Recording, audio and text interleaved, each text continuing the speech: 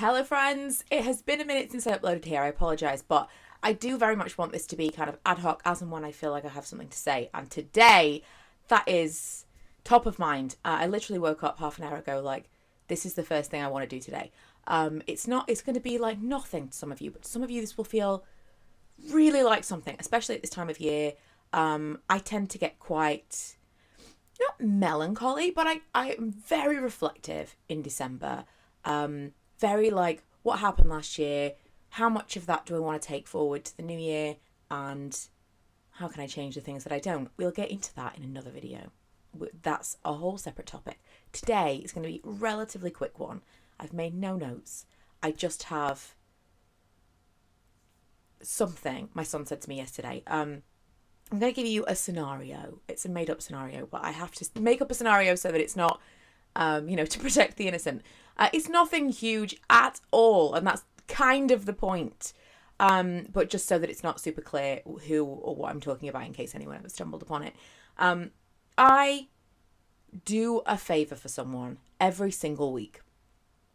Every single week, I do this thing that initially, if I can do something for someone and it's not a huge imposition, I will do it. I'm like, yeah, no problem. I am a really easy yes. I am too easy of a yes. My husband often questions things that I've agreed to do. And on this occasion, he said several times, I'm going to tell him you can't do it. I'm like, no. It's fine. It's fine. I really don't mind. It got to the point where I kind of minded, but he doesn't like how quickly I say yes, first of all, but from his perspective, people are taking advantage. And I think, sometimes that's true, but I do like to err on the side of generosity with people and assume that they need the help. So I was doing this favour every single week. That's just, a little bit of background. I was doing this favour every single week, and I kind of got to the point where I was getting a little bit irritated because I wasn't sure. When someone asks, would you mind doing X? And at first you think, oh, it's because they can't do it and they need the help. And as time went on, I thought, they just don't want to do this thing. And they've asked if someone else will do the thing that they don't want to do. And that started to grate on me a little bit.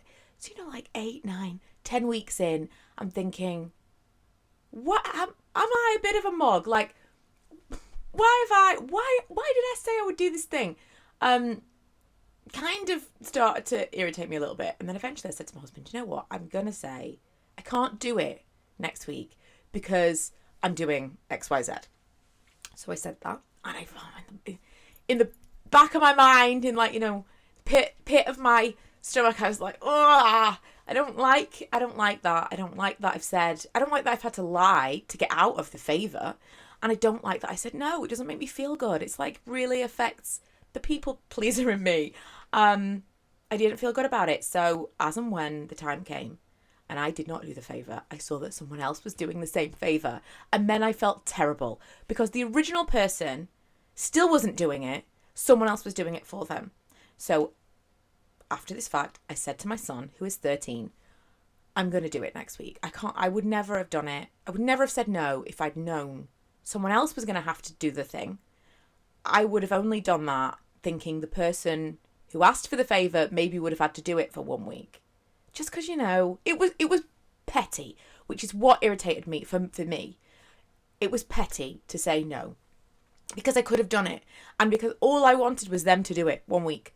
And my son said to me, because it kind of involves my son, my son said to me, they didn't have to do it, the person who now took over the task.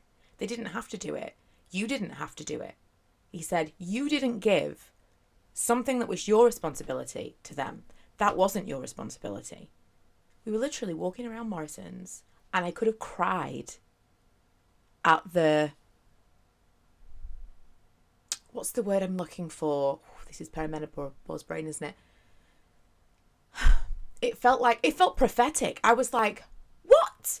From a 13-year-old boy, I'm winding myself up thinking, oh, I can't believe I've passed this baton to someone else unintentionally.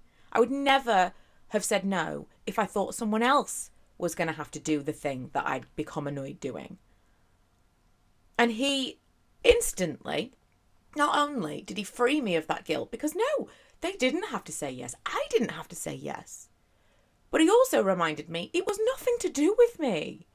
Just because I said no, that wasn't my job. It was never my job. I was doing it to someone, for someone, as a favour, but it was never my job. And that was like the entire of yesterday evening.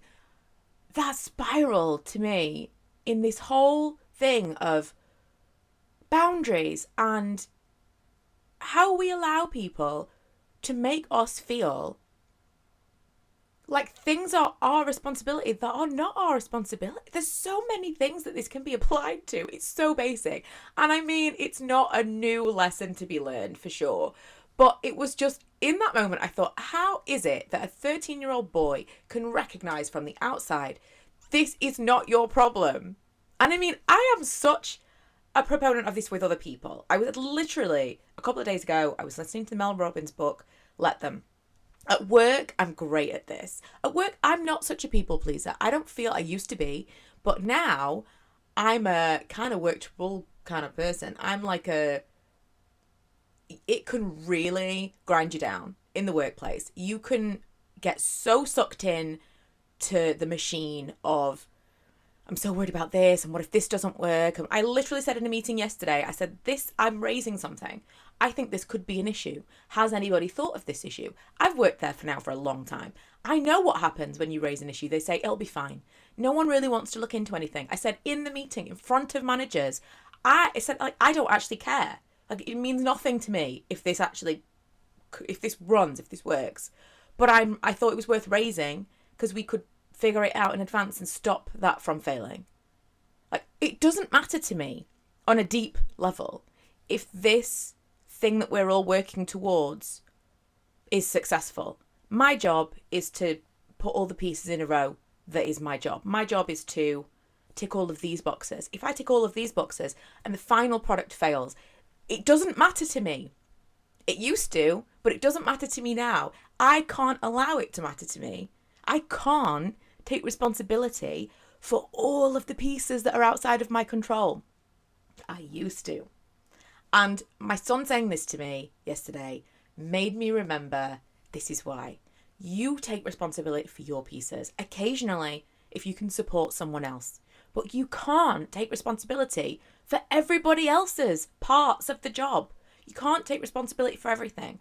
And some people, it feels like it's their entire mission in life to give you all of their responsibilities. And if you are someone like I used to be, and like I clearly still am, I would have said I wasn't, who takes those things on and feels them and like really truly is like, and now that's mine. It's not a bad lesson. It's not your responsibility. If somebody else takes it on, great, good for them, but they didn't need to take it on either. It's the responsibility of the owner of the thing. If they can find someone else to take it, good for them. But we need to be better at recognising those people who are taking advantage, because especially those of us who are kind of people pleasers and want everyone to love us, it's a struggle. It's a struggle. Another example, like, I literally 2 days ago sent my friend at work a link to the Mel. It made me so cross because it's so in line with what I've been listening to. The Mel Robbins Let Them. If you haven't listened to it, it's so fantastic. There's actually an interview with Oprah that's a really good, succinct version of, and then the book goes obviously into more in depth, but I mean, who doesn't want to watch an interview with Oprah and Mel Robbins? The premise is, if something is happening and it's outside of your control, just let it happen.